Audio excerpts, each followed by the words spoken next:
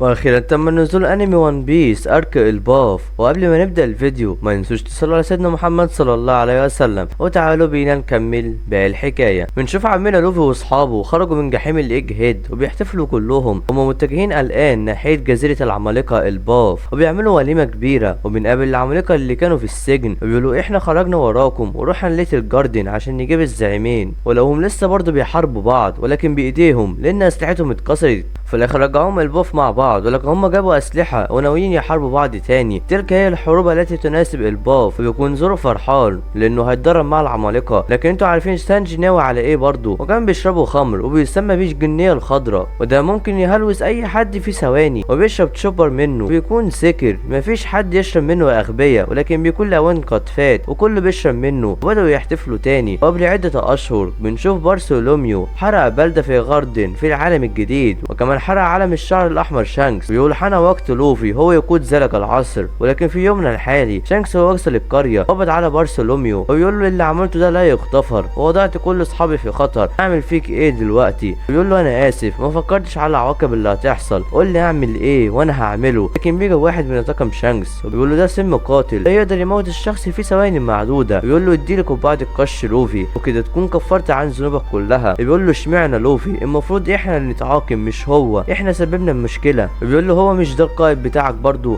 لكن بارثولوميو يفكر في لوفي، لكن ده بياخد الازازه منه وبيشربها، هو كده هيموت خلاص، وبيشرب حتى اخر قطره. وبيقول انا هستحمل اي مسؤوليه، لكن لوفي ليس له دخل في هذا الموضوع. انا مش عاوز لوفي يضيع كل وقته عشان شخص زي انا عاوز اشوفه ملك على القراصنه، ولكن كل ده ضاع بسبب غبائي، انها لحظاته الاخيره. لكن مفيش حاجه بتحصل. ومنلاقيهم رجعوا سفينتهم تاني، وبيكون اصلا مش سم ولا حاجه، ده كان بس بيختبروا. بيكونوا فرحانين، بيكون شانكس فرحان لانه عرف قد ايه الناس بتحترم لوفي. لكن بيجي ياسوب وبيقول له لازم برضه يدفعوا الثمن، وبيضرب رصاصه على سفينتهم وبتفجرها، وكده بيكونوا ماتوا. وبنروح لجزيره القراصنه وبنعرف الليحه السوداء رجع، بيكون متعصب جامد لان طبعا الطاقم بتاعه خلى كوبي يهرب منهم. وكمان اصبح العالم كله عارف رساله فيجا بانك عن البونجليف، وكده كل الناس الموجوده في العالم هيحاولوا ياخدوه، وحتى حكومه العالم. وكوبي كان الرهينه بتاعتنا، كده لازم نتولى امرهم. كان بيعرف ان موريا هرب برضه، بيتعصب اكتر. وطبعا باقي القراصنه بيسمعوا صوت تيتش، وبيسمع تيتش صوت بره، وبيطلع وبيلاقي القراصنه فرحانين جدا انهم جاهزين يغزوا العالم الحصول على كنز الوان بيس. دي روحهم عاليه، وبيكون تيتش فرحان. بيجي اوكيجي بيقولوا كوبي هرب ولكن مسكنا جرب، وكمان كنا فاكرين انه مات بس ده طلع حي. بيقول له تيتش كده كده في صالحنا. وبيتصل على لافيت وبيقول له ايه الاخبار عندك؟ وبيكون عندي ماريجوا بيتابع الاحداث، وبيكون الجيش الثوري حاصر الماريجوا بالكامل، وبيدمر الاكل والمؤن اللي بتوصل للتنانين السماويه، ولو مات اي تنين سماوي هتسبق الاحداث شيقه جدا. بيقول له استعد، ولكن لايه بالظبط؟ يكون ديفن جابت بيزارو معاها، وبيكون فرحان جدا انه في جزيره القراصنه وهيقابل تيتش وبيرفعهم. وبيكون تيتش هو اللي طلبه عشان هو عارف معلومات. وبيكون تيتش قبض على بودينج،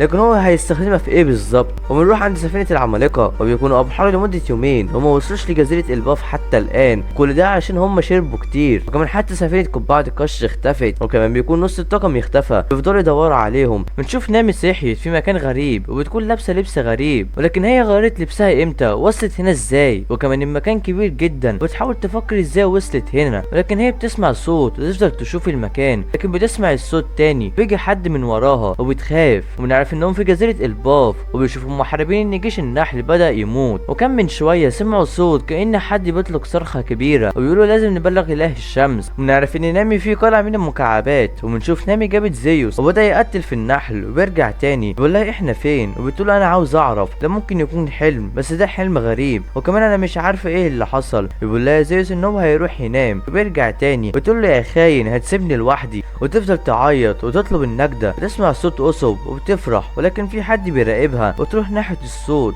ولكن تقع، وبتكون حتى الارض من المكعبات. وبيقرب حد منها وبيكون قنفذ عملاق، وتفضل تبص عليه ومصدومه وتصرخ من حجمه الكبير، وبيخاف منها وبيغضب وبيجري وراها. ويفضل نامي تجري، لكن بتشوفه بطيء، ده باين كده عشان رجله قصيره، ويتضايق اكتر وبيجري وراها اسرع من الاول. ويفضل تنده على قصب وتسمع صوته وبتشوفه. مش صدمه، بنشوف قصب ولكن بيكون في قط بياكله. وقلت له هو انت كده يعني بتنده عليا عشان اساعدك؟ وكمان القط ده كبير ليه؟ وبتلاقي القنفذ قرب منها وتحاول تصحي زيوس. بيقول لها جه ميعاد الاكل يا عم هاكلك بس ساعدني. وبيهجم عليها وبيقرر زيوس يساعدها، ويدخل في بق القنفذ ولكن بيقفل بقه عليه، ويفضل يزق في نامي وبيرفعها وبتشكل زي صراعد وبيضرب القنفذ بقوه، بيفضل يجري حوالين نفسه وبيقع تحت هو ونامي، ولكن تقع على القط وتنزل، ولكن القنفذ بيقع على القط وبيتكهرب معاه، لكن بيكون لسه في وعيه، بيفضل يجري وراهم وبيحاول يقتلهم او ياكلهم على الاقل. وطبعا بنشوف اسب صحي وكان بيتجول في الارجاء وبيقابل القط العملاق وبتقول له نامي المشروب اللي احنا شربناه دوت بسبب الهلوسه، لكن بيوصلوا لنهايه الطريق وبيكون القط لسه بيجري وراهم وبيقول لها مش انت بتقولي هلوسه، يبقى انا في حلم والقط ده مش هيقدر يأذيني، انت جبت الثقه دي منين يالا؟ وبيقرب منه اكتر وبيهجم عليه وبيضربه. حلم برضه مش صح، ولكن ده بيدمر القلعه وبيقعوا كلهم. وبيصحى نامي وبتلاقي اسب بتحول لبروك، لكن بيكون اسب اغمى عليه وبتقول له ما تسيبنيش لوحدي يا غبي، وبيكون القط جاي عليهم ولكن بيكون كبر جدا والصدمه تحول لاسد، ولكن ازاي تحول لكده؟ وبيصحى اسب وبيصرخ وبيستعملوا نامي كدرع وبيقرب منهم، لكن بيجي لوفي باقصى سرعه ناحيه الاسد وبيستعمل الجري التالت، وبيجي سانجي هو كمان وبيستعد بناره الزرقاء، وبيجي عمك زورو وبيستعد كمان وبيهجم عليه وبيطيره في السماء، وبيهجم لوفي على الاسد وبيهجم سانجي عليه برضه وبيلزقه في الارض وبيرجع لطبيعته تاني، وبيكون اسب حالف ينتقم من نامي بسبب اللي عملته فيه، وبيسمعوا صوت حد بيصرخ جامد ويكون جاي من عند الشجره، بيقول لهم اسب جيتوا ازاي؟ ونفس الحوار اللي حصل معاهم، صحوا لابسين لبس غريب موجودين في ارض غريبه، لكن القلعه بتقع بيهم تاني، وبيقول لهم اسب انا هقول لكم احنا فين، احنا في جزيره الباف، نظرا للحيوانات العملاقه الموجوده ديت واللبسان الغريب دوت، احنا لازم نعرف احنا فين بالظبط، احنا نروح نسال الناس اللي هنا. بيكون سانجي فرحان بطريقه عجيبه وبيمشوا هنا البلده، نشوف لوفي واسب بيتخانقوا مع بعض وبيفضلوا يتمشوا، ولكن بيشوفوا حاجه جايه عليهم وبعدين كده هي صغيره لكن بيطلع كبيره، وكان عملاق راكب على جراده وبيكونوا مصدومين وبيكون راكبها زي المكنه، وبيكون سانجي ونامي خايفين من الحشرات، بيفضل لوفي واسب بيسالوه اسئله كتيره وبيقول لهم انا اختصر الامر، المكان ده مدينه المكعبات وهي ملكا لتايشون ومعناته اله، وهو الذي بنى هذه الارض وبيقدر يشوف كل حاجه، والشجره دي تسمى اغدا راسل شجره العالم، شخص مدعو تايشون انشا البلاد حولها ومعناته دي ارض الاله، والقلعه دي تحت امر اسكات سما. وبيقولوا لوفي هو في بشر تاني هنا؟ بيقولوا ده القط، وطلع القط اللي خد علقه منهم، بيسكتوا اوسو قبل ما يتكلم، وكمان القنفذ يسمى اله الاشواك، وطبعا نامي صعقته، وكمان حادثه اله الاذن اللي هو الارنب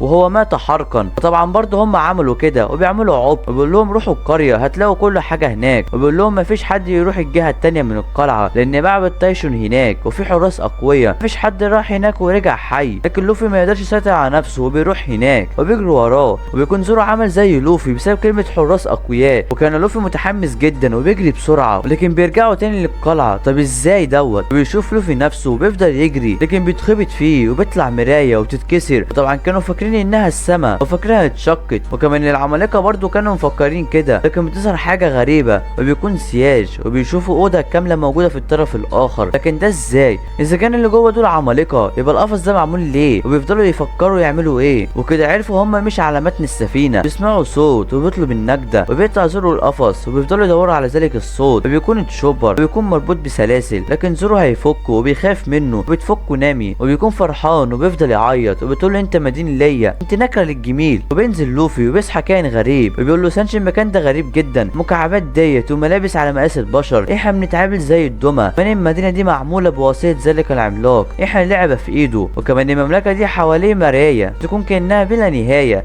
لكن بتشوف كائنات كتيره، وبيظهر واحد للوفي بيكون تعبان، وبيظهر غراب ومجموعه فيران وبيكونوا متحاصرين، وعرفنا هم مين الحراس، عشان كده مفيش حد بيرجع تاني، وده اصلا مش معبد، وبنطلع بره الغرفه وبنشوف حد ماشي وبيكون شكله غريب جدا، وبنشوف لوفي بدا يتحول للجيل الخامس واخيرا بعد غياب طويل، وبيهجم على التعبان بسرعه، وطبعا بتوقع الفرشه في النار، ولوفي كان بيهرب من التعبان، بيكون سانجي متحاصر من الفيران وبيهجم عليه واحد، بيطيروا في السماء وبيلزقوا في الارض، وبيهجم زورو على الغراب، بيكون نامي وتشوبر بيدوروا على حاجه، وبيقع اسب وبيشوف نار وراه، ويكون الشخص قرب من الاوضه، نشوف الاوضه بتطلع دخان، وايه اللي بيحصل هنا؟ ويفتح الباب وبيلاقي الاوضه كلها بتتحرق، وباين كده هو تايشون، وبيقول لهم اسب بيهربوا من هنا وبيخلصوا على الحيوانات كلهم، وبياخد نامي حاجه وبيخرجوا، بيكون تايشون متعصب، بيكونوا ماشيين بيشوفوا نفس القط وبيضربوا لوفي وبيركبوا عليه، وبتكون نامي لقت خريطه مملكه المكعبات، ولكن بنلاقي تايشون دخل المملكه وبيكون ماشي ورا لوفي والباقي، وبيكون متعصب جدا، ولكن حكم الشمس بيجري وراهم وبيكونوا حرقوا غرفته، ستدفعون ثمن فعلاتكم ايتها الدمى الحيه، بيفضلوا يهربوا منه، لكن اله الشمس بيفضل وراهم، وبيلاقوا جدار قدامهم، وكان زورو بيفكر يقطعه وسانجي بيفكر يضربه، لكن لوفي بيقدر ينط من فوق الجدار لانه دمر اي شيء، وبينط اسكات من فوق، لكن ما كانش سريع بما فيه الكفايه، وبيقعوا كلهم، وبيكون اله الشمس قرب منهم وكان هيمسكهم لكن بيهربوا منه، وبيقول انت بتساعد ليه الناس دي يا اسكات؟ لكن هو ما يعرفش انه اتضرب منهم، ولكن الطريق ما زال طويل امامهم لكي يخرجوا من ذلك المكان. ولكن نامي بترمي الخريطه وبيكون قسم مصدوم، انت رميتيها ليه؟ وبتقول له انا حفظتها كلها، وبتقول الانعكاس اللي كنا عنده هناك وكمان السحب دي مجرد اشياء من القطن العملاقه، احنا عبرنا نصف البلاد، احنا قريبين من المخرج. ولكن بيكون اله الشمس اتعصب اكتر، انتم مش هتعرفوا تخرجوا من هنا، وبيجهز شبكه وبيجروا وراهم اسرع من الاول وكان هيمسكهم، بيفضل يدمر في المكان حتى لو وصلتوا للجدار مش هتعرفوا تحطموه، وبيجري وراهم وبيمسكهم. بيحاول اسكات يهرب، تعالوا يا دمية الحيه، ولكن زورو وسانجي بيقولوا واصلوا التقدم وبيستعدوا وبيهجموا على الشبكه وبيقطعوها كلها وبيهربوا منه. بيفضل اسكات يجري بسرعه، دول ازاي قطعوا الاسلاك ديت؟ الاسلاك دي مصنوع من المعدن، حتى لو وصلتوا للجدار القصه مش هتتغير اللي انا كاتبها، وانت عارف الثمن دوت يا اسكات. وبيتكلم اسكات وبيترجم تشوبر كلامه، بتقول له بطل كلام يهبل، بيقول انت ازاي بتكلم سيدك كده، وبتعصب اكتر وبيقول لهم انتوا هتقابلوا اله الاذن مش هتعرفوا تهربوا منه، وبيقولوا الناس ان في خبر وحش، اله الاذن لقد تم احراقه، وطبعا لوفي والشله كلها كلته، انتوا ازاي قتلتوا الارنب الشرس دوت؟ وبيتعصب اله الشمس اكتر، لكن ده بيفضل يضحك اكتر، هو العالم بيشتغل كده، قصه غير منصوبه بتظهر في المكان ده، انا قللت من شانهم، دول بيثيروا الحماسه فيها هذا العالم اللي بنيته يوجد الشر والابطال، التاريخ بيكتب قدام عيني، هذا هو جوهر دمية الحيه. وبيفضل يضحك حتى لو هيرودون يعترف بيكم انا هرفضها. وبيتذكروا زورو وبيكون من حلفاء لوفي، هو مين بالظبط الراجل دوت؟ وبيقرر العمالقه موجودين في المكان يهربوا بسرعه، وبيهرب لوفي بسرعه، وبيكون اله الشمس اتعصب اكتر، ايه هي خطوتكم الجايه؟ وبيفكروا يخرجوا ازاي، واسوب هو اللي هيتولى لهذا الامر، وبيستعد وبيضرب قذيفه على الجدار بتعمل انفجار كبير جدا وبتفجر المكان، وبينزل الحطام على الطاقم. بيفضل لوفي يتخانق مع اسوب، انتوا مش هتعرفوا تدمروا الجدار، هذا هو جزء المفضل. دمية بتعاني وبتواجه مصيرها اليائس وقله الحيله والهزيمه وخيبه الامل جزءا من هذا التاريخ، وبيحاولوا يهربوا لكن بيكون اسكات تعب جدا، وبيكون اله الشمس متحمس جدا لضم الطاقم الى مجموعته، وبيكون عارف اساميهم، ولكن هو عارف ازاي اساميهم، وبيقع وبتقول نامي مفيش حد مسؤول عن الكوارث الطبيعيه مش كده برضو؟ بيقول لها اسوب لا انت قصدك ايه يا نامي؟ يا للاسف احنا عشنا الحاجات دي كلها في يوم واحد، انا زهقت منه. وعرفنا الطاقم وصل لجزيره الباف ازاي، وكان الغراب هو اللي جابهم، وبيكون العملاق ده هو اله الشمس، بس هو باين عليه بيحب التمثيل واللعب، ويقرر يصنع لوفي والباقي من الدمى، وبتطلع نامي سلاحها وبتجهز غيمه كبيره جدا محمله بالبر، وبيظهر زيوس تضرب اله الشمس بقوه كبيره، وبيهرب اسكات بسرعه، وتفضل نامي تضحك، وبنط اسكات وبيجهز لوفي نفسه وبيستخدم الجير الرابع، وبيضرب الجدار بقوه وبيقدر يكسره، واخيرا هيخرجوا من بلد المكعبات. شوف العمالقه بيدوروا على لوفي والباقي لكن طبعا مفيش اثر ليهم، وبيقرروا ينطوا في البحر عشان يدوروا عليهم، لكن فرانكي بيوقفهم يقول لهم اوقفوا هذا البحث، وبيكونوا مصدومين منه، ازاي نوقف البحث؟ مش هم اصحابك برضو؟ بيقول لهم سلام مش اي سفينه دي صعبه تغرق، هم هيكونوا احياء. بيقول لهم جيمبي اتكلمت مع القروش وما لقوش حاجه في البحر، هم تقريبا هتلاقيهم على الجزيره قريبه، هنحاول نقابلهم في الباف، كده كده واجهتنا واحده. وبيقرروا يروحوا الباف ويستنوهم وما يعرفوش انهم اصلا في الباف، وبنروح للباف وبنشوف قرى على قمه الجبل، بيكون لوفي والباقي خرجوا من مدينه المكعبات، وبيكون الجو بارد جدا وبيهرب منهم اسكات،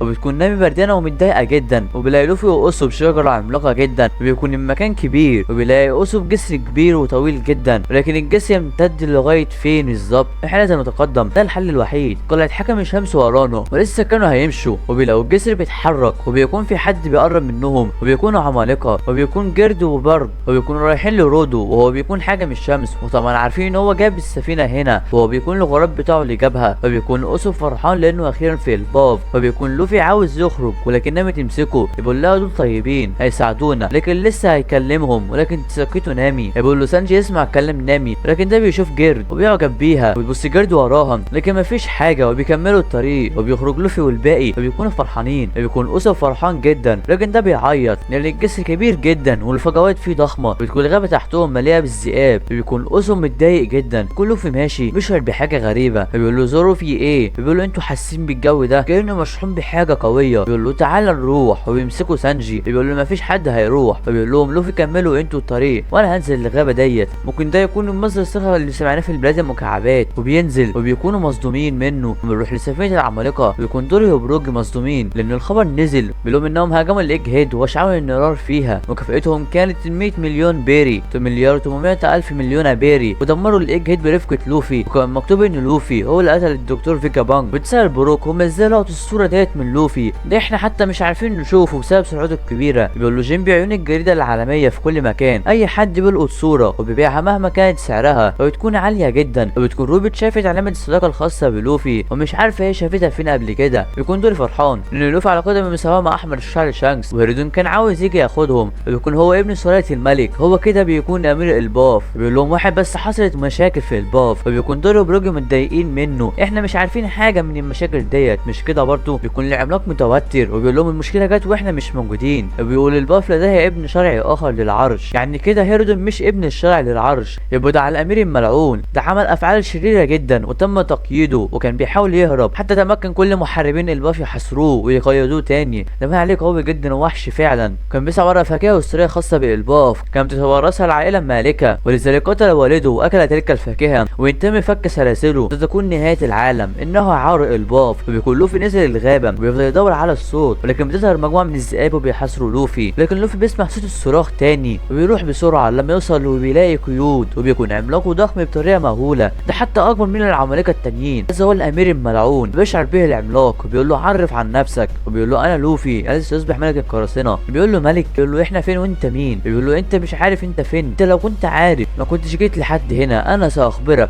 انت في مملكه محاربي الباف، ارض الحروب وورلاند، البلاد التي كرست نفسها للحروب اللانهائيه، البلاد الاقوى في العالم الباف، وانا مساجم نهايه هذا العالم، انا هو ملك الشمس لوكي. بيكون فرحان جدا لانه وصل للباف اخيرا، ويفضل يتكلم كتير وبيحاول لوكي يكلمه، لكن لوفي بيكون متحمس جدا. الباف دي الاقوى في العالم، دي كبيره جدا، انا كان نفسي اجي هنا من زمان. لكن لوكي بيتعصب وبيصرخ في لوفي جامد جدا، بيشعر بالحيوانات اللي في الغابه وبتروح مكان لوكي ولوفي، وبيقول له اياك تتكلم من غير اذن، انا هو حاكم الشمس. بتكون مكافاه لوكي 2 مليار و600 مليون بيري، دي مكافاه كبيره جدا، دي استحاله تكون من غير عمل شرير وفظيع. بيقول له ايه رايك بالوضع دوت؟ بيقول له انت مقيد بالسلاسل. بيقول له انا كنت كده بقالي 6 سنين، انا بصنف اقوى واحد في الباف، وهذه الشجره كنز ادم، اكبر شجره فيها العالم، وهي اساس وورلاند، والسلاسل مصنوع من الحجر البحري واللي هو بيستنزف قوه اكل فواكه الشيطان، ومش هقدر اهرب من هنا. بيقول له عاوز تعمل صفقه؟ بيقول له ايوه، انت قرصان، انا هديك في المقابل اي قرصان تريد سحقه لن يتبقى منه اي شيء، هذا هو عرضي لك، حررني من هنا وسافعل ماذا تريد في اي قرصان. وبيفكر لوفي وبيقول له لوكي المفتاح هتلاقيه في القريه، لكن بيشعر لوفي بحاجه جايه عليهم. بيقول له لوكي انا نسيت اقول لك، هذا هو العالم السفلي، مفيش اي حد بيفكر ينزل المكان دوت، المجرمين بيترموا فيه، وبيكون فيه وحوش عملاقه ومخيفه، الناس بتفكر مليون مره قبل ما تعمل اي جريمه في هذه الاراضي، هذه الاراضي سجنهم وايضا مكان اعدامهم، انت لو حفرت في الارض هتلاقي عظام للبشر والعمالقه، الجبال دي موجوده من الاف السنين، انا مش عارف انت ايه اللي جابك الارض الثلجيه، الوحوش دي كانت هنا منذ كنت طفلا واصبحت لكم وحوش اصدقاء المقربين، لو انت رفضت الصفقه هتكون نهايتك على ايديهم. وبتكون الوحوش عملاقه فعلا، بيقرب الدين من لوفي، بيكون في شويه بشر برضه، لكن البشر دول رفعوا اسلحتهم في وجه الباف واترموا في العالم السفلي، وبيلبسوا تلك العباءات عشان يتخفوا من الوحوش، بيكونوا عاوزين يسرقوا لوفي، وبيقرب لوفي من الديب وبيهجم عليه واحد، وبيقرر البشر ياخدوا ما تبقى من جثته، وبيحاولوا يقربوا لكن بيتكلم واحد ويقول لهم احنا مش عاوزين يحصل لنا زي المره اللي فاتت، احنا ما كناش متوقعين اننا نقابل احمر الشعر شانكس. وبيسمع لوفي اسمه وبيكلمهم، وبتكون الحيوانات كلها بقت صحاب لوفي وبيكونوا مصدومين منه، انت ازاي روضت تلك الوحوش؟ بيكون لوكي مصدوم، من ذلك البشري؟ وبيجري لوفي بسرعه على لوكي وبيقول شانكس جه هنا امتى؟ وبيبتسم لوكي بطريقه غريبه وبيقول له ايوه جه هنا، ذلك القرصان الجبان،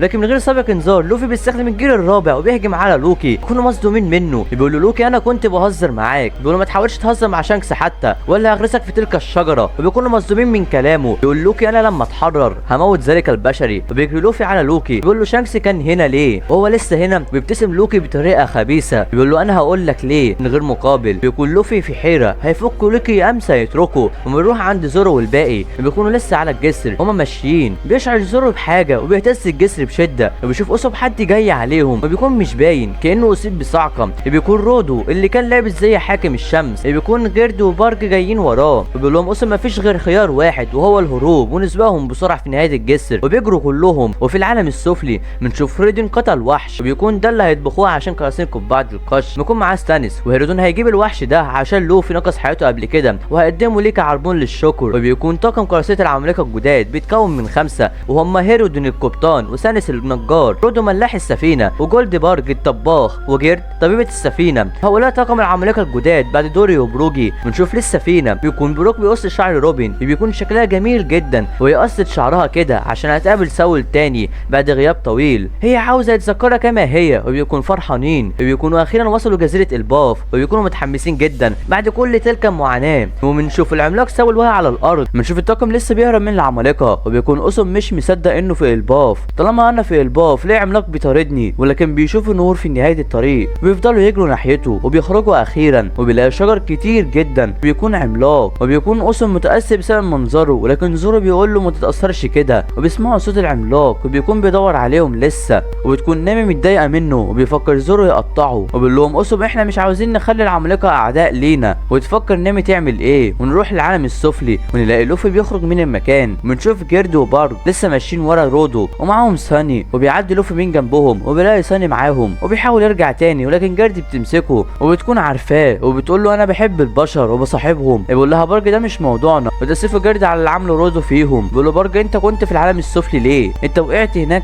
وبيكون لوفي متوتر جدا وبيقول له لوكي ما تقولش لحد انك قابلتني ولا حتى على صفقتنا. وباين كده لوفي وافق على الصفقه وبيحاول ما يقولش حاجه. بيقول له بارج اهم حاجه انك بخير. وبينزل تحت عالم الشمس وبنشوف حالا العمالقه وبيكون في طفل اسمه كولون وبيكون متحمس جدا لعوده طاقم العمالقه مع قبعه القش. وبيكون اخيرا وصلوا وبيسمعهم كولون وبيخرج بسرعه وبيسالهم ان كانوا هيدخلوا ولا لا لكن بيقولوا ان هم هيطلعوا عالم الشمس. وبيرجع تاني بسرعه وبياخد حاجته كلها وبيكون متحمس جدا وبيطلع بسرعه. بنشوف هيرودون طاقم العمالقه وبيطلع بيروجي حاجه غريبه وتنور جامد ولكن دي بتنشر قوس قصع عملاق وده هيطلعوا عليه عشان يوصلوا عالم الشمس وهيرودون هيركب معاهم. وبيكون الطاقم مصدوم من حجم قوس القزح مش المفروض يكون مرئي ده كبير جدا بس هو اللي ظهر ازاي. بيقول لهم بروجي انهم بيرسموه بواسطه حجر الشمس يعني هم اللي عملوه. بيقول لهم تشبثوا جيدا. بنلاقي السفينه بدات تطلع على قوس القزح وبدات تتقلب. بيقول لهم بروجي الكره العمالقه موجوده فوق تلك الشجره عشان كده احنا بنركب قوس القزح عشان نوصل بسرعه. وبتقول لهم روبن مش المفروض يكون مرئي اصلا لانه انعكاس. بيقول لهم نقدر نركبه وفعلا بيطلعوا عليه. هتبقى في وليمه كبيره جدا. بتوصل سفينه هيرودين وبيكونوا فرحانين لانهم شافوه تاني وبيكون اصطاد الحيوان دوت عشان قبعه القش. وبيكون دوري وبروجي متحمسين جدا وبيكملوا الطريق وبيفضلوا يغنوا. نروح لعالم الشمس. بنشوف رودو وصل وبيشوف نامي وتشوبر وبيجري وراهم وبيجري تشوبر ونامي وبيقول لهم رودو هنا هخليكوا عندي كلكوا وهتبقوا في مجموعتي يا طاقم قبعه القش. بيكون زورو وسانجي مستخبيين وبيكون رودو خلاص قرب منهم وبيحاول يمسكهم لكن زورو بيقطع الشجره وبيضربها سانجي على رودو وطاع عليه واخيرا يتخلصوا منه.